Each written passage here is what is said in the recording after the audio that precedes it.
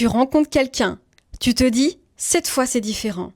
Tu te promets de ne pas trop donner, de garder tes limites, de ne pas t'emballer. Et au bout de quelques semaines, tu te rends compte que tu es en train de tout donner encore, de t'investir à fond, tu fais passer ses besoins avant les tiens, tu checkes ton téléphone en boucle, tu overthink à chaque message. Et à la fin, tu te retrouves épuisé, vidé, à te demander pourquoi ça revient à chaque fois. Et le pire, c'est que c'est pas la première fois. Ce schéma-là, il revient encore et encore, avec des hommes différents, mais le même scénario. Aujourd'hui, je vais t'expliquer pourquoi ça se produit, pourquoi les deux sont liés, et surtout, qu'est-ce qui fait que malgré toute ta conscience, tu n'arrives pas à changer ça. Moi, c'est Charlotte, je suis coach en recodage émotionnel. J'aide les femmes qui sont prises dans des schémas répétitifs en amour à se libérer de leurs blessures émotionnelles pour enfin attirer une relation saine, alignée et choisie. D'ailleurs, si tu veux qu'on analyse ensemble ta situation et que tu veux démarrer un vrai accompagnement, clique sur le lien juste en dessous de cette vidéo pour réserver un appel découverte. On verra ensemble si je peux t'aider. Alors, première chose, quand tu t'oublies dans une relation, c'est pas un problème de personnalité, c'est pas parce que tu es trop gentille ou trop généreuse, c'est un mécanisme. Ton système émotionnel a appris très tôt que pour recevoir de l'amour, il fallait le mériter. Et le mériter, pour ton cerveau, ça veut dire donner plus, s'adapter, faire passer l'autre avant toi, ne surtout pas déranger et surtout ne pas être trop. Ça vient souvent de l'enfance, soit un parent qui était émotionnellement indisponible, soit d'un environnement où l'amour était conditionnel, où il fallait être la bonne fille, la fille parfaite pour avoir le droit à de l'attention. Soit d'une première relation qui t'a soufflé le chaud et le froid et qui a réveillé des blessures plus profondes. Et ce programme-là, il ne disparaît pas une fois adulte. Il se réactive à chaque nouvelle relation. Dès que tu ressens quelque chose pour quelqu'un, ton système nerveux bascule en mode survie. Et en mode survie, la priorité, ce n'est plus toi. La priorité, c'est comment je fais pour que l'autre reste. Alors tu t'effaces, tu négocies tes limites, tu t'investis à 200%, même quand tu sens que ce n'est pas réciproque. Tu donnes ton temps, ton énergie, ton amour, même à des personnes dont tu sais au fond qu'elles ne te conviennent pas. Et à force de t'oublier dans chaque relation, tu finis par ne plus savoir qui tu es en dehors du couple. Et le pire, c'est que tu en es consciente. Tu te vois faire. Tu te dis, mais pourquoi je fais encore ça? Et tu n'arrives pas à t'arrêter. Parce que ce n'est pas ta tête qui décide, c'est ta blessure. Et ta blessure, elle ne répond pas à la logique. Elle répond à la peur. Ce qu'on me décrit et ce que j'entends très souvent en appel, c'est « les hommes avec qui je finis sont jamais vraiment là. Ils viennent, ils prennent ce que j'ai à donner et dès que je demande de la réciprocité, ils s'éloignent. » Et tu crois que c'est de la malchance, que tu tombes toujours mal. Sauf que ce n'est pas du hasard. C'est un match émotionnel.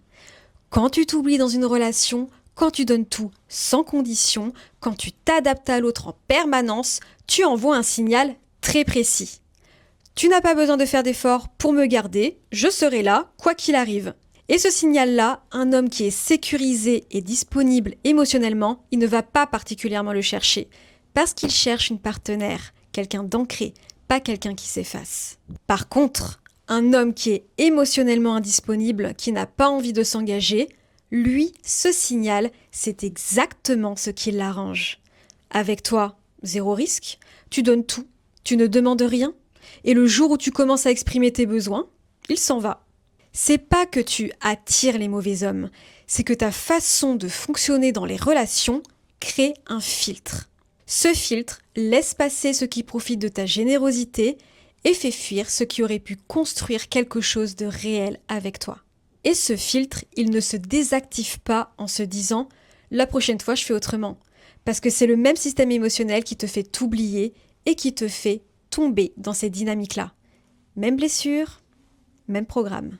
D'ailleurs, si tu te reconnais dans ce que je viens de te décrire, si tu sens que tu es prise dans ce schéma-là et que tu ne sais pas comment en sortir toute seule, clique sur le lien juste en dessous pour réserver un appel découverte avec moi et on analysera ta situation ensemble et on verra si je peux t'aider.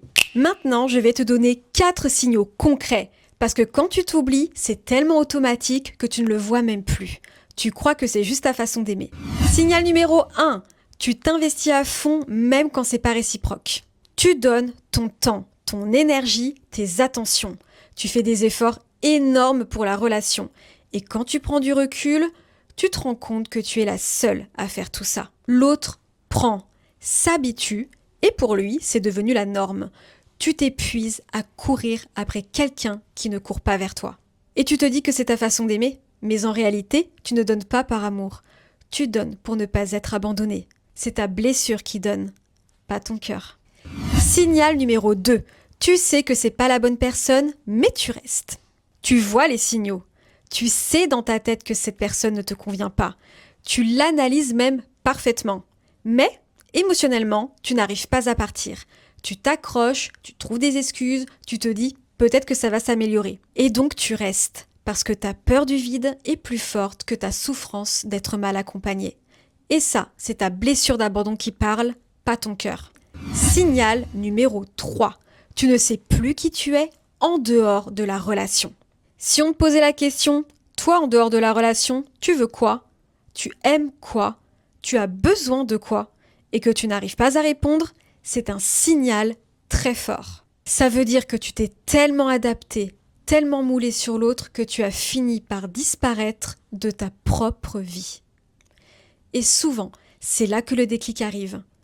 Le jour où tu te rends compte que tu ne te connais plus. Signal numéro 4, ton corps t'envoie des signaux d'alarme. L'anxiété permanente, la boule dans la gorge, la poitrine qui serre, les insomnies, les ruminations. Tu penses à ça tout le temps. En conduisant, au travail, en regardant une série. Ça ne s'arrête jamais. Et quand tu dis « j'en peux plus », c'est pas une façon de parler. C'est physique. C'est dans ton corps. Ton système nerveux est en alerte permanente. Il est en mode survie. Et tant qu'il est dans cet état-là, tu ne peux pas aimer sereinement. C'est pas un problème de volonté, c'est un problème de système nerveux qui n'a jamais appris la sécurité émotionnelle. Si tu te reconnais dans 1, 2, 3 ou même les 4 signaux, ce n'est pas grave. L'objectif n'est pas de te culpabiliser, c'est de comprendre ce qu'est un mécanisme. Et un mécanisme, ça se change. Et c'est là qu'on arrive au point le plus important de cette vidéo. Je sais que tu as déjà essayé des choses, tu as lu des livres, tu as écouté des podcasts, peut-être que tu as vu même une psy. Et c'était bien, ça t'a aidé à identifier d'où ça venait, à mettre des mots sur tes blessures, à décharger un peu émotionnellement. Mais je vais te poser une question honnête.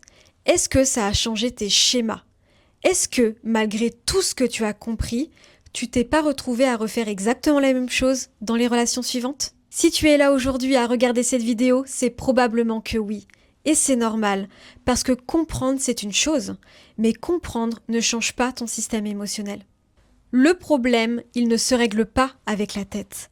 Il se règle au niveau de tes mémoires émotionnelles, au niveau des réflexes que ton cerveau a créés depuis l'enfance. C'est pour ça que tu peux savoir parfaitement pourquoi tu fais ce que tu fais et continuer à le faire quand même. C'est exactement pour ça que j'ai créé la méthode du recodage émotionnel. C'est un travail qui va directement sur le système émotionnel, pas en surface, pas avec du développement personnel qui est creux, mais en profondeur, pour désapprendre les réflexes qui te font oublier dans tes relations, pour reprogrammer ton système nerveux pour qu'il reconnaisse la sécurité comme de l'amour et pas le chaos. Et quand tu fais ce travail-là, il se passe quelque chose de très concret.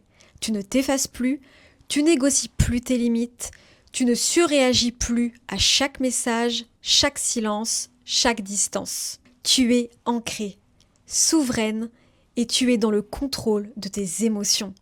Tu sais exactement ce que tu veux. Et là, naturellement, tu n'attires plus les mêmes types d'hommes parce que tu n'envoies plus le même signal.